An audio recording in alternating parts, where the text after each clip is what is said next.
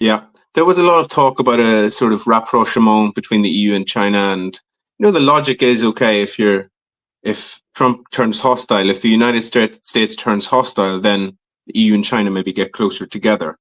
I always thought that was a little bit reductive, because there's a lot of water under the bridge since 2017 when that did indeed happen. During Trump 1, the EU and China, they patched things up a little bit because they were both exposed to this sort of huge changes in the global trading system being driven from the United States.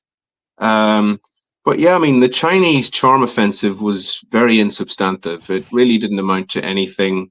There was some nice words around the start. They did lift the sanctions on, some of the MEPs who had been under embargo since 2021, but they never really offered anything.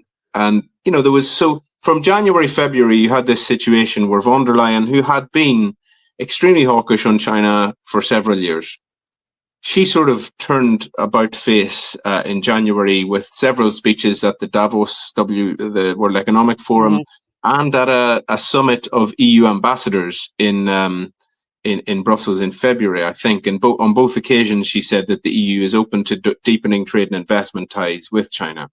And anyone who'd ever heard her speak about China in the year or two before that was shocked, because it was very, very different, very flowery language. And there was an olive branch extended.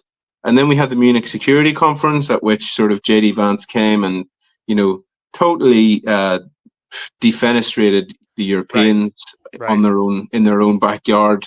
And I was there, and it was humiliating.